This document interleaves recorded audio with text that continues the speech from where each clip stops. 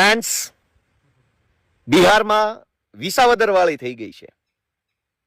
1995 થી લઈ અને 2026 સુધી સળંગ 1.5 લાખ મત મેળવીને ભાજપ જે બિહારની બાંકીપુર સીટ ઉપર જીતતું આવ્યું 1 લાખ 1.5 લાખ વોટથી 1995 થી 2026 સુધી સળંગ ભાજપ જીત્યું. એ સીટ ઉપર અત્યારે વિસાવદર વાળી થઈ ગઈ છે. આજે 3 ઓગસ્ટ 2026 નો દિવસ, અને એમાં ઓગસ્ટ તો પાછો ક્રાંતિનો મહિનો. ભાજપ વિશ્વની કહેવાતી સૌથી મોટી પાર્ટી, વિશ્વનું કહેવાતું સૌથી મોટું સંગઠન અને ટેન્ડર બેઝ પાર્ટી કહેવાય. પાછી એના બધા જ કાર્યકર્તાઓ ટેન્ડરના નીતિ નિયમો પ્રમાણે કામ કરતા, એકદમ ટેન્ડર બેઝ પાર્ટી. વિશ્વની કહેવાતી સૌથી મોટી ટેન્ડર બેઝ પાર્ટીના રાષ્ટ્રીય અધ્યક્ષ આ બાંકીપુર સીટ ઉપરથી છેલ્લી 4 ટર્મથી એટલે કે 20 વર્ષથી સળંગ ત્યાં ચૂંટણી જીતતા આવ્યા. પછી હમણાં એમને વિશ્વની કહેવાતી સૌથી મોટી ટેન્ડર બેઝ પાર્ટીના રાષ્ટ્રીય અધ્યક્ષ બનાવ્યા. એટલે એમને ધારાસભ્યમાંથી રાજીનામું અપાવી અને સાંસદ સભ્ય રાજ્યસભાના બનાવ્યા. એટલે સીટ ખાલી પડી, અને ખાલી પડેલી સીટ ઉપર પેટા ચૂંટણી આવી. આખી કેન્દ્ર સરકાર, આખી રાજ્ય સરકાર, જેમ વિસાવદરમાં માહોલ હતો એમ જ મંત્રી, સંત્રી, તંત્રી, ફંત્રી બધું જ આખી તાકાત બિહારની બાંકીપુર સીટ ઉપર લાગી ગઈ. જેમ વિસાવદરમાં આવ્યા હતા ને બધા મંત્રી, સંત્રી, તંત્રી હવેડે આંટા મારતા હતા, એમ બિહારમાં ગયા. અને ભાજપના રાષ્ટ્રીય અધ્યક્ષ જે સીટ ઉપરથી સળંગ 20 વર્ષ ધારાસભ્ય રહ્યા, એ સીટ અત્યારે ભાજપ હારી ચૂકી છે.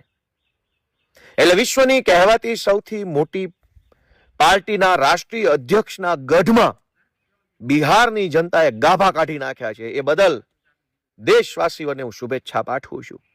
જૈનજીનું આંદોલન, ધર્મેન્દ્ર પ્રધાનનું રાજીનામું અને બિહારની બાંકીપુર સીટમાં વિશ્વની કહેવાતી સૌથી મોટી પાર્ટીના રાષ્ટ્રીય અધ્યક્ષનું ચૂંટણી હારી જવું, આ 3 ઘટના બતાવે છે કે ભાજપ તારા વળતા પાણી ફિલ્મનું ટ્રેલર લોન્ચ થઈ ચૂક્યું છે.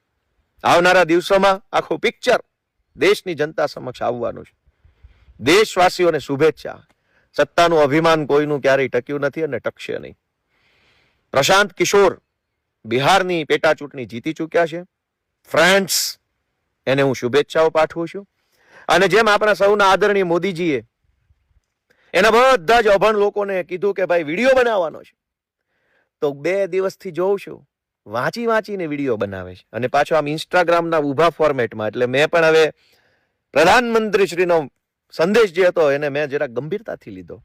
અને ફ્રેન્ડ્સ, આ ઊભો મોબાઈલ મૂકીને સેલ્ફ વિડીયો અમે રેકોર્ડ કર્યો, પણ વાંચીને નહીં, દિલમાંથી બોલીએ, આત્મવિશ્વાસ સાથે બોલીએ ને જે બોલીએ એ સચ્ચાઈ બોલીએ.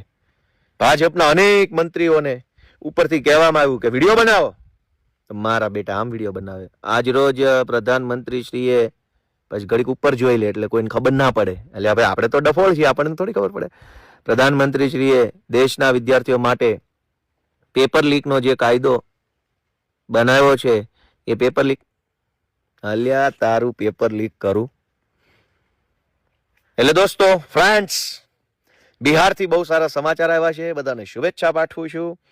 અને આવી જ રીતે ગુજરાતની અંદર પણ જૈનજી જાગૃત થાય, ગુજરાતના ખેડૂતો જાગૃત થાય, તો જેમ બિહારમાં 20 વર્ષથી સળંગ ધારાસભ્ય ભાજપના રાષ્ટ્રીય અધ્યક્ષને ધૂળ ચાટતા કરતી હતા બિહારની જનતાએ, એમ ગુજરાતમાં પણ ભૂકા નીકળી જવામાં હવે વાર લાગે એવું નથી. જય જય ગરવી ગુજરાત.